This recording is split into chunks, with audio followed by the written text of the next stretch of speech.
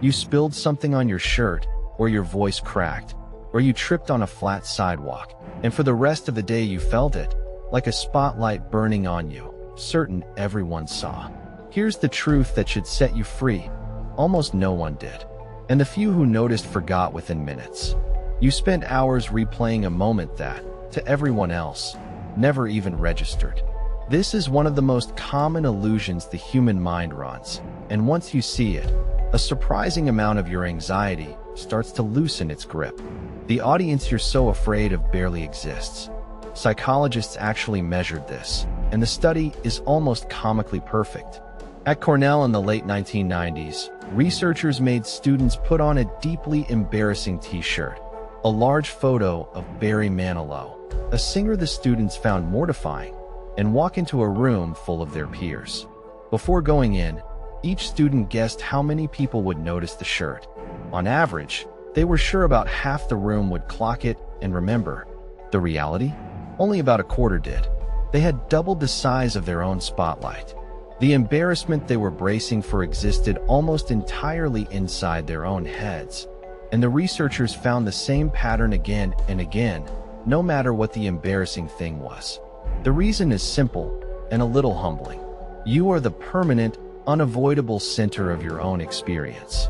You see through your own eyes every waking second. Your thoughts, your appearance, your mistakes are always in the room with you. So it feels obvious that they must be just as vivid to everyone else. But they're not, because every other person is standing at the center of their own world, just as consumed by their own hair, their own words, their own stumbles. The spotlight you feel is real. You've just mistaken your own inner camera for a public broadcast that no one else is tuned into. Think about what this actually means at a party or a meeting. You walk in worried about how you look, what you'll say, whether your laugh sounded weird. But so is nearly everyone else in the room. They're not studying you. They're rehearsing their own lines, managing their own spotlight, wondering if you noticed their mistake.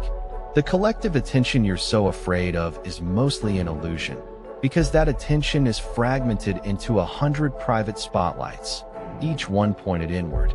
The audience you fear is really just a room full of other nervous main characters, each convinced they're the one being watched. This isn't a personal flaw. It's built into how the mind estimates other people. Psychologists call it a failure of anchoring and adjustment. You start from your own intense, detailed awareness of yourself, and you try to adjust downward to guess what others see. But you never adjust far enough. Your own perspective is so loud, so immediate, that it drowns out the boring truth. To other people, you are a passing detail in a busy day. The feeling of being watched is your own self-focus, reflected back at you and mistaken for the gaze of the crowd. You're not reading the room. You're reading yourself and calling it the room. There's a reason evolution built this bias so deep. For almost all of human history, you lived in a small tribe where being watched and judged genuinely mattered. Exclusion from the group could mean death. A brain that assumed, people are noticing me, I'd better not mess up, kept its owner safe and accepted.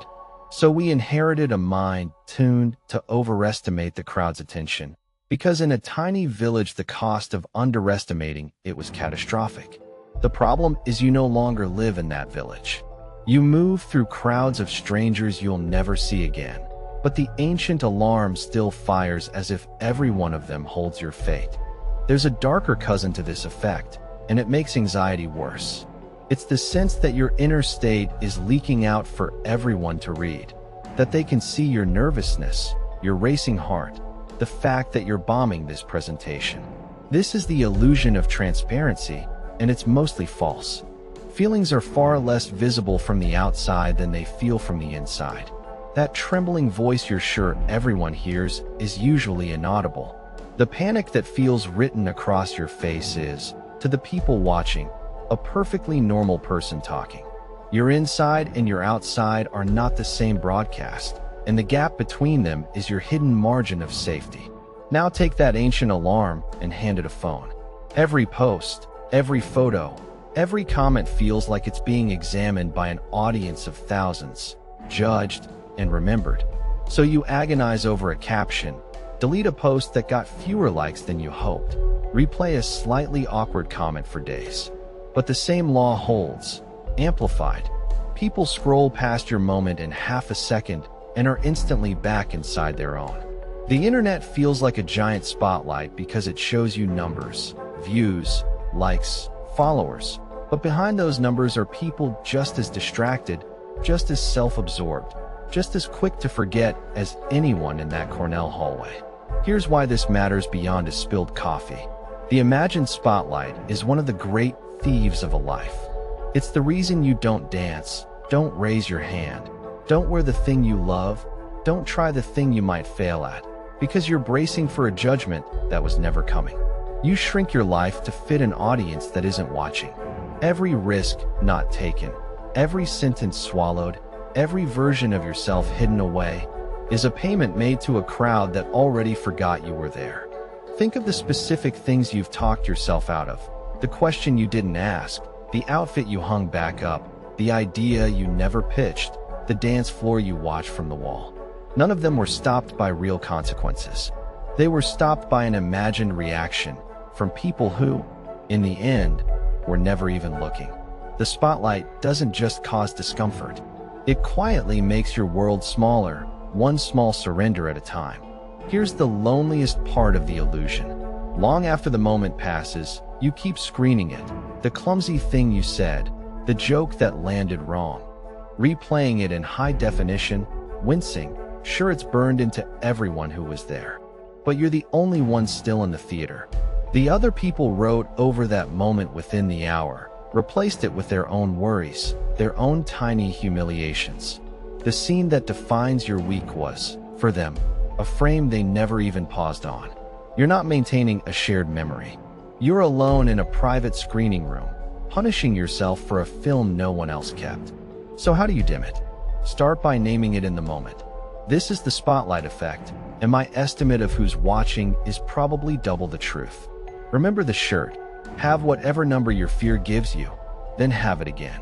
Recall the last time someone else stumbled in public. You barely noticed, and you certainly don't hold it against them. That same grace is what everyone is extending to you, mostly by not paying attention at all.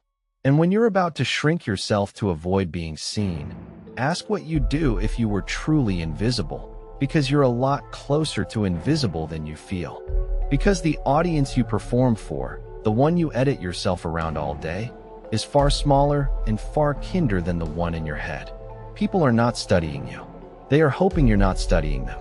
So the next time you feel that hot spotlight snap on, after a stumble, a bad joke, a visible flaw, let it remind you of the truth instead of the fear. Nobody is watching as closely as you think. And in that quiet, slightly lonely fact lives an enormous, unexpected kind of freedom. The freedom to finally stop performing for a crowd that was never really there.